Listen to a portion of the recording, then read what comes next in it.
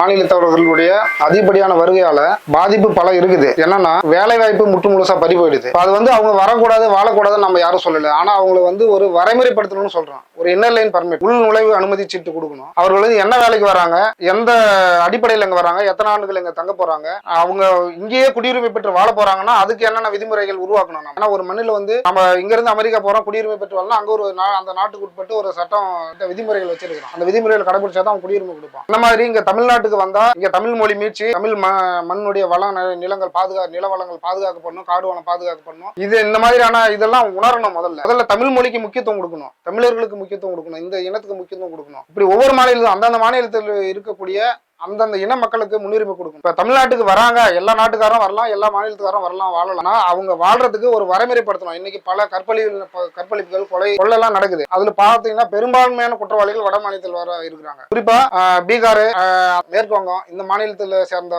மக்கள் தான் இங்க வாழ்றாங்க. இவங்க குஜராத், ராஜஸ்தான் இந்த மாதிரியான மக்கள் இவங்க பெரும்பாலும் ஈடுபடக்கூடிய வங்கி கொள்ளையில இருந்து, ஏடிஎம் கொள்ளையில இருந்து எல்லாமே இந்த வட மாநிலத்தவர்கள் தான் அதிகப்படியான பேர் அடிபடுது. இதுக்கு என்ன பண்ணணும்னா ஒரு வரைமுறை உள்நுழைவு அனுமதி சீட்டு கொண்டு வந்து அவங்களை வரைமுறைப்படுத்தி, இன்னொன்னு அவங்களை வந்த உடனே இந்த வாக்காளர் உரிமை கொடுக்கறது முற்று முழுதா தடுத்து நிறுத்தணும். அவங்க குறைஞ்சபட்சம் ஒரு 20 ஆண்டுகளுக்கு மேல இங்க வாழ்ந்து இந்த கலாச்சாரத்தோட ஒன்றி போய் இந்த மண்ணு மக்களை பாதுகாக்கக்கூடிய அவங்க தன் நிலைப்பாட்டுக்கு வந்ததுக்கு அப்புறம் தான் அவங்க வாக்குரிமை கொடுக்கணும். அப்படி கொடுத்தா மட்டும்தான் இந்த உரிமை பாதுகாக்கப்படும். அது இல்லாத பட்சத்துல நம்ம உரிமை நாளைக்கு தலைமுறை உரிமை முற்று முழுதா பறி போயிடும். இந்த மக்கள் எழுச்சி தான் எல்லாத்துக்குமே தீர்வு. மீண்டும் அதான் சொல்றோம். அரசியல் கட்சிகளால இந்த தீர்வு காணவே முடியாது. ஏன்னா அரசியல் கட்சிகள் எல்லாமே வாக்கு முன்னிறுத்தி மட்டும் தான் வேலை செய்வாங்க, மக்களுடைய வாழ்க்கை முன்னிறுத்தி வேலை செய்ய மாட்டாங்க. மக்கள் தங்களுடைய வாழ்க்கையும் தன்னுடைய வருங்கால தலைமுறை நிலைநிறுத்தணும் அப்படின்னா அரசியல் தெளிவு பெற்று இந்த புரட்சி இந்த மாதிரியான இது புரட்சியில முன்னெடுத்து இதை தடுத்து நிறுத்தணும். மக்கள் புரட்சி மட்டும்தான் இதுக்கு தீர்வு.